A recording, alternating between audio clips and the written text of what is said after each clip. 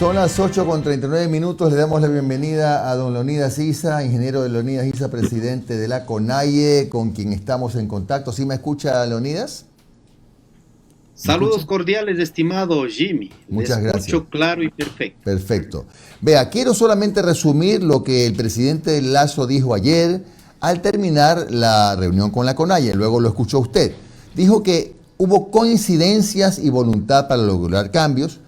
Que las coincidencias, ¿cuáles son? Revisión de solicitudes de indulto, caso a caso, fortalecimiento de la justicia indígena, créditos inclusivos, educación y salud intercultural, transición ecológica, menos aranceles para insumos agrícolas, reactivación, entre otras. Y dijo también que el diálogo es el camino para encontrar soluciones, que quién se puede oponer a la creación de oportunidades, que el Estado se está recuperando, etcétera. Mi pregunta es, esa es la visión del presidente de la República.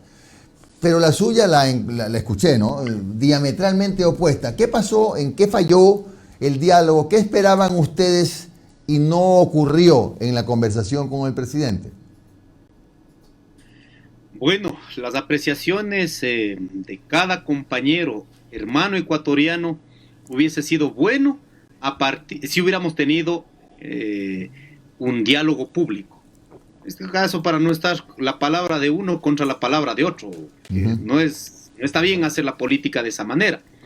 Sin embargo, estamos obligados a responder también sobre todo lo que está diciendo el presidente de la República. Nosotros hemos presentado 6 puntos, de las cuales un punto, el que refiere el presidente de la República, correspondía al tema de cómo vamos a hacer para aplicar los 21 derechos colectivos, que no corresponde solo al Ejecutivo, sino a los 5 poderes del Estado, en la cual manifestamos no queremos divisiones a través del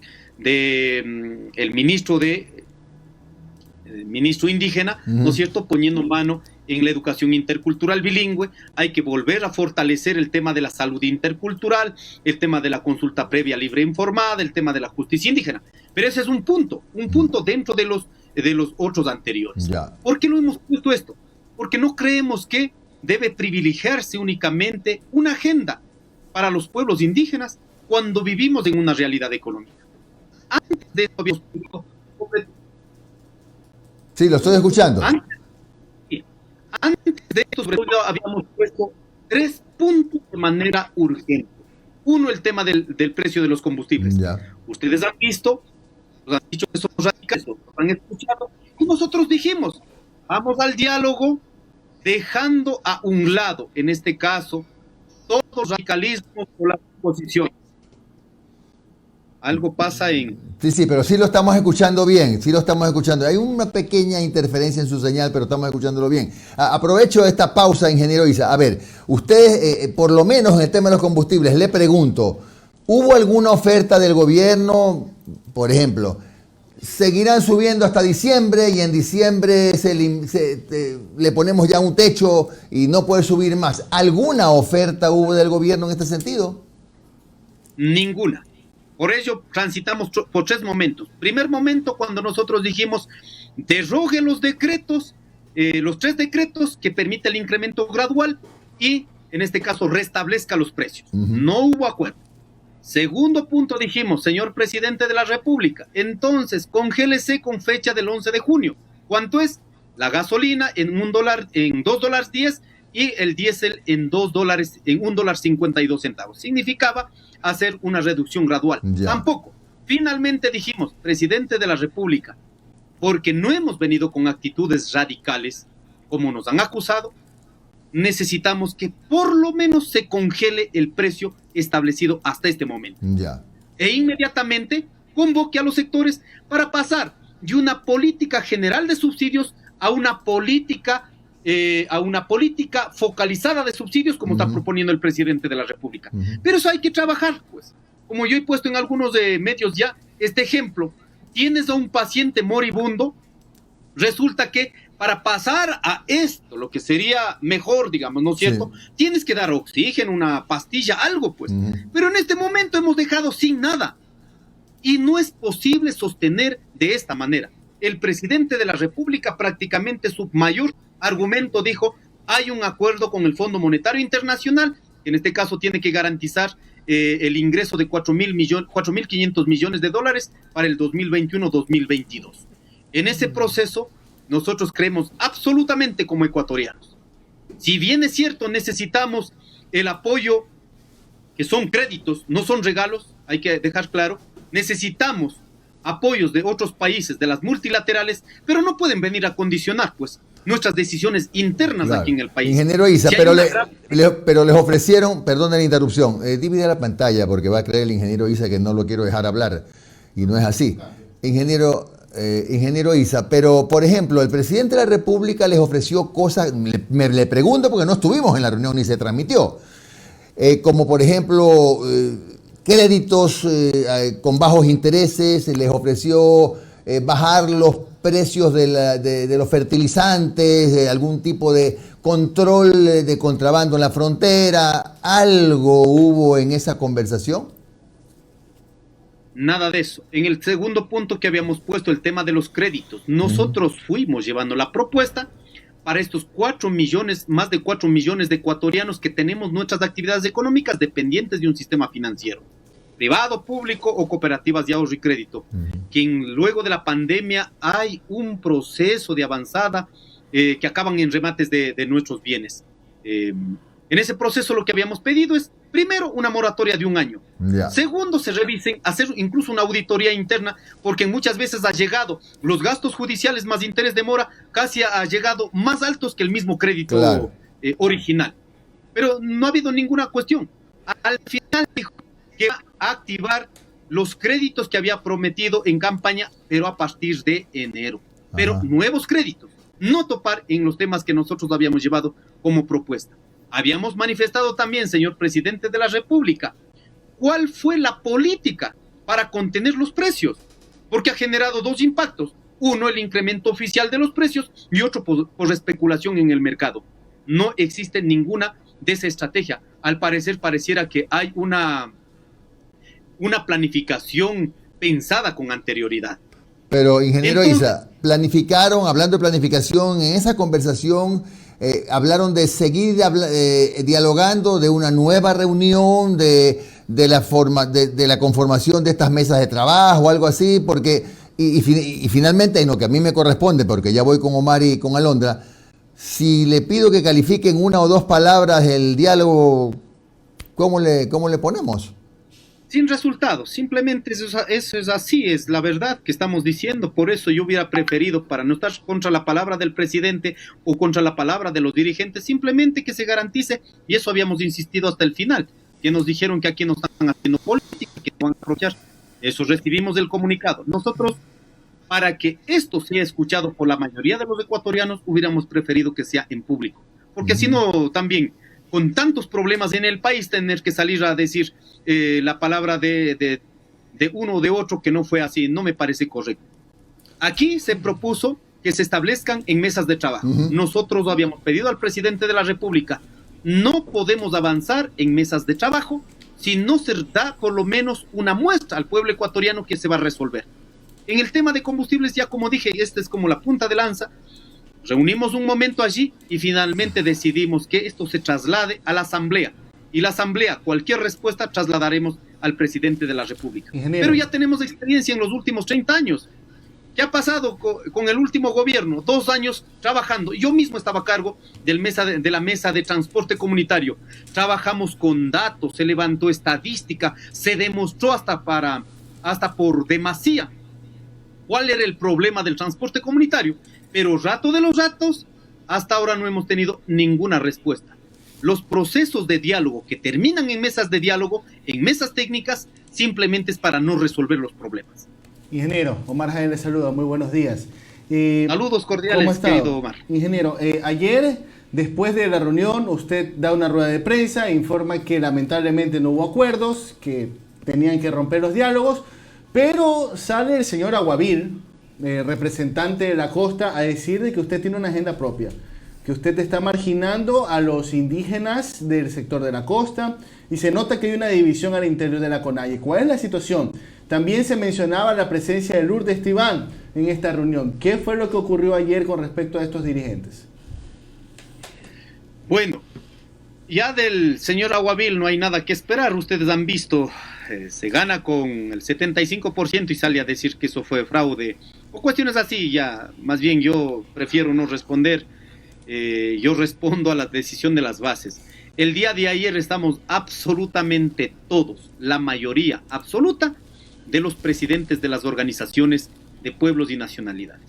A tal punto que la CONAICE, el presidente delegado de los aguas, de la nacionalidad agua, con nosotros. El delegado del presidente de la nacionalidad épera, con nosotros. El delegado de la nacionalidad, no, mejor dicho, el presidente mismo de la nacionalidad chachi, con nosotros. La única compañera que quedó con el compañero Aguavil fue la compañera gobernadora de la nacionalidad sáchila. Entonces yo no puedo responder realmente por agendas individuales que el compañero seguramente... Eso ha sido la actitud de toda la vida, pues cuando nosotros estábamos en la lucha, él estaba en otros escenarios también, eso ya no es mayor cosa. Entonces en ese sentido yo no me preocupo, realmente hay una unidad muy fuerte de la CONAIE, sino que ahí estaba establecido una agenda ya pensada, en este caso aprovechando el señor Pachala y el señor que estaban allí, ¿no? En la lista nuestra habíamos enviado 56 nombres, de las cuales no llegaron 8 dirigentes. Entonces, como había un límite de 50, estábamos dentro de ese proceso. Pero resulta que había 5 compañeros, habían dejado fuera los que estaban en nuestra lista y habían puesto a otros hermanos indígenas que yo no les conozco. Respeto mucho, no sé de cuál organización son, pero habían estado allí. Incluido en este caso, el nombre, no sé de dónde apareció, de la compañera Lourdes Tibán. No lo sé realmente, eso tendrían que preguntar a ella misma, si han preguntado a ella, estaba invitada, no lo sé realmente. Pero en nuestra lista realmente fueron exclusivamente los presidentes de todos los pueblos y nacionalidades. Jamás hemos disgregado, jamás hemos dejado aparte de pronto porque sea la costa, porque sea la Amazonía o privilegiar la sierra. No, jamás. A todos hemos pedido que sean recibidos las autoridades territoriales. Ingeniero, en la conversación que tuvieron ayer con el presidente y su gabinete, también se habló del proyecto de ley creando oportunidades, se habló de las reformas laborales, se habló de la reforma tributaria. ¿Qué le expusieron con respecto? Y sobre todo, el tema laboral, que ya hay sectores que denuncian que es una precarización laboral. Efectivamente, seguramente esto, si sientan a conversar, tienen una mesa de diálogo con el FUT o con el Frente Popular, las organizaciones, vamos a volver a decir lo mismo. Este fue el cuarto punto que fue acordado con las organizaciones. Políticas de flexibilización laboral. Aquí tenemos que analizar 2 leyes. La ley de apoyo humanitario que impuso el expresidente Moreno, no nos olvidemos, ya permitió reducir la jornada laboral y en consecuencia reducir también el salario. Ahora lo que se pretende con esto es mucho más precarizar. Por ello hemos dicho al presidente de la República, esta segunda ley, creando oportunidades, no resuelve el problema del empleo. Ya en términos técnicos, el empleo no vamos a resolver precarizando el empleo. ¿Cómo resolvemos el empleo? Generando más riqueza y objetivamente mirando en cuál de los sectores económicos que da empleo en este país está dando más empleo. Entonces hemos dado con datos. A veces dice la gran minería, si traemos el capital internacional va a resolver el problema del empleo. Le demostramos con datos. Al día de hoy, apenas ha dado el 0.42% del empleo dentro de la gran empresa, el sector de la minería. Pero si miramos la agricultura ampliada, como se conoce en términos técnicos, da aproximadamente 42% del empleo. Por eso cuando decimos de cada 10 ecuatorianos, uno da la gran empresa, de cada 10 ecuatorianos, uno da el sector público, y de cada 10 ecuatorianos, 7 son autoempleos. Y dentro de ese autoempleo, lógicamente, está la agricultura, la ganadería, estas otras actividades diversas.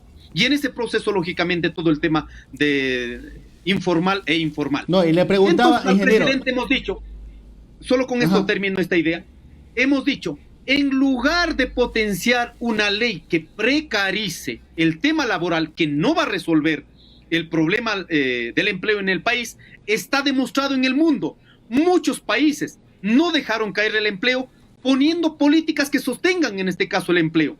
pero aquí en el país queremos, más o menos, tenemos 100 trabajadores y vamos a dividir para 2. Eso no va a resolver nada, sino vamos a resolver sosteniendo con una política nacional en el sector que está ayudando a sostener el empleo en el Ecuador.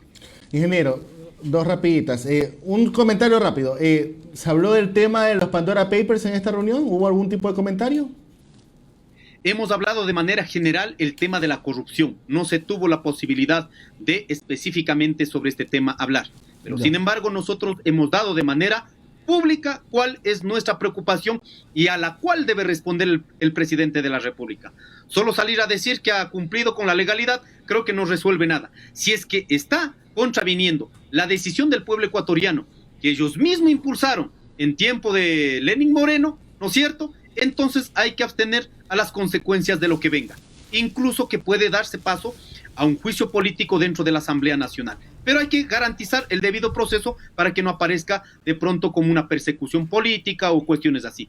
Si es que está inmiscuido y tiene una responsabilidad en ese nivel, lógicamente es el presidente de la República el que tiene que indicar su ética, su moral. Pero si es que eso está siendo dañada con esta acción que ha sido ahora mismo visibilizada, lógicamente tendrá sus consecuencias. ¿Cómo está, ingeniero? Le saluda Alondra Santiago. En honor al tiempo, poquitas preguntas para usted. Estimada Alondra, buenos días. ¿Cómo le va? Buenos días. Ingeniero, del 2 de octubre al 13 de octubre del 2019, ustedes estuvieron en las calles exigiendo también los temas de combustibles que todavía 2 años después siguen exigiendo, y estuvieron exigiendo también sus derechos referente a otros temas. Y en la reunión de ayer, en este diálogo que tuvieron, también uno de los puntos precisamente era esto, la aplicación de los derechos colectivos de los pueblos y nacionalidades indígenas. ¿Qué realmente pidieron? ¿Qué necesitaban? ¿Qué necesitan en cuanto a temas de derechos? ¿Y en qué quedaron con el gobierno? En el 6º punto, sobre el tema de la aplicación de los 21 derechos colectivos, lo que corresponde al Ejecutivo. No puede servir en este caso la cartera del ministerio que ahora está ocupando un hermano indígena, sirva para dividir estructuras organizativas. Lo he dicho de frente al señor Pachala. La titularidad de los 21 derechos colectivos la hemos ganado con lucha. No la hemos ganado en este caso como una cuota política de ningún gobierno de turno. Y es más, los 21 derechos colectivos, esto es como una reparación histórica de los más de 500 años de los pueblos indígenas. Que no quedemos únicamente en el recuerdo, sino en la práctica, pues. Si necesitamos realmente superar los estadios de la sociedad altamente colonizada, lógicamente hay que garantizar la implementación de lo que significa la interculturalidad y lo que significa la plurinacionalidad a partir de los 21 derechos colectivos. Entonces, ¿qué hemos dicho? En el tema de educación intercultural bilingüe, cada pueblo, cada nacionalidad debe repensar su propia educación para garantizar, en este caso, las formas de vida de cada pueblo, cada nacionalidad. Y en este proceso hemos dicho también, no puede ser que antes decidíamos colectivamente en el territorio quién queremos que sean nuestras autoridades, resulta que ahora se ha convertido en cuotas políticas. ¿Por qué? Si es que este compañero está a mi favor, entonces pongo nomás en este caso como autoridad de la educación. No se puede avanzar en ese sentido. Hemos topado en el tema de la salud intercultural a nivel nacional, al menos en tiempo de la pandemia. No ha curado, pero ha ayudado enormemente a enfrentar todo el tema de la pandemia, por lo cual hay una obligación de articular, de recoger esa sabiduría milenaria que está guardada en el corazón de cada pueblo, cada nacionalidad. Hemos hablado en el tema de la justicia indígena. ¿Cómo es posible que las cárceles estén llenos en territorios indígenas de hermanos indígenas? Vamos a ver Morona Santiago, el 90% de los hermanos que están en las cárceles son de comunidades indígenas y no se está aplicando los derechos constitucionales, peor en este caso lo que firmó el Estado ecuatoriano, los instrumentos internacionales, donde se dice no se puede, a miembros de comunidades indígenas no se puede dar la cárcel, sino se debe buscar las medidas alternativas a la cárcel. Hay que recuperar a ese ser humano si de pronto cometió algún error u horror, hay que recuperar en la misma comunidad. Estos temas hemos dicho a la cual no va a depender únicamente de la voluntad del Ejecutivo, sino de cómo podemos hacer una acción colectiva dentro de los 5 poderes del Estado, ingeniero, y que permita garantizar estos derechos. Ingeniero, y la última pregunta, en las declaraciones luego de este diálogo, el presidente Lasso dijo bueno, ya a mí me encantaría bajar los precios de los combustibles, pero no puedo porque debo tener un sentido de responsabilidad con el Ecuador. Pero ustedes también son el Ecuador y le pregunto, y ahí viene la segunda parte de la pregunta. Usted en otras manifestaciones ha dicho, octubre volverá, octubre vuelve. ¿Qué pasa luego de esta reunión? ¿Qué pasa luego de este diálogo donde no se llegó tal vez al consenso que ustedes requerían? Estamos en octubre. ¿Usted piensa que va a volver en algún momento ese octubre que vivimos en el 2019 o qué medidas tomarán? Yo prefiero no especular, no adelantar a las cosas, sino ir absolutamente apegado a las decisiones de las bases. Inmediatamente está convocado a una asamblea. El día de hoy tenemos la reunión del Consejo de Gobierno, daremos a conocer. Hemos dicho, ratificamos la unidad con otros sectores populares dentro del gran Parlamento plurinacional y lógicamente vamos a hacer uso de nuestro derecho a la resistencia por dos vías. Uno, una reacción social, ¿en qué niveles? Y dos, acciones jurídicas que pueden ir a la Corte Constitucional, en la misma asamblea. Vamos a valorar todos estos escenarios. En ese sentido, entendemos la cruda realidad que vive el Estado ecuatoriano, que vive la sociedad ecuatoriana. Entendemos al presidente de la República, pero él como autoridad debe entendernos también nuestra realidad. No es que por locos estamos saliendo a exigir que esto suceda.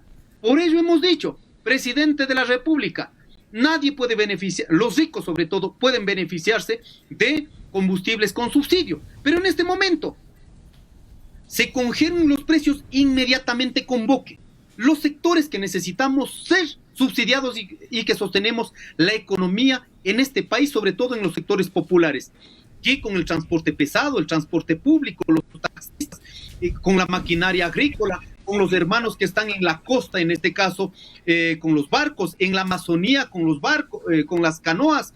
¿Qué podemos hacer con diferentes maquinarias del sector agrícola? O sea, capaz de poder decir muy bien, podemos pensar pasar de una política general de subsidios a una política focalizada de subsidios, pero denos muestras, pues. Si no tenemos un paciente moribundo y dejamos nomás que se muera, no creemos que sea posible esa decisión solo con el único afán de tener esta relación con el Fondo Monetario Internacional. Al menos los organismos multilaterales están en la obligación de mirar las condiciones internas de cada estado y lógicamente garantizar o por lo menos respetar las decisiones al interior de nuestro país. Gracias, ingeniero Leonidas Issa, presidente de la CONAIE, por su comparecencia en un café con JJ. Que tenga usted un buen día, ingeniero, muy amable, ¿eh? Muchas gracias, saludos cordiales. Seguimos allí y estaremos comunicando cualquier decisión. Muy bien, 9:02 y ahora que regresemos vamos a hablar. Sí, claro, diga, adelante. Quedamos perdone que esto me olvidé. Este día viernes estoy bajando a la costa ecuatoriana. Entonces ahí para que me paguen la puestita. Cierto. Tiene toda la razón, está bien. Así que invito a los compañeros agropecuarios, a los compañeros agricultores, arroceros, maiceros, todos los que podamos, por favor, en la tarde o el día de mañana nos en contacto a través de los dirigentes para poder tener. Perfecto. Así que gracias, estaremos en la ciudad de Guayaquil. Gracias, abrazo.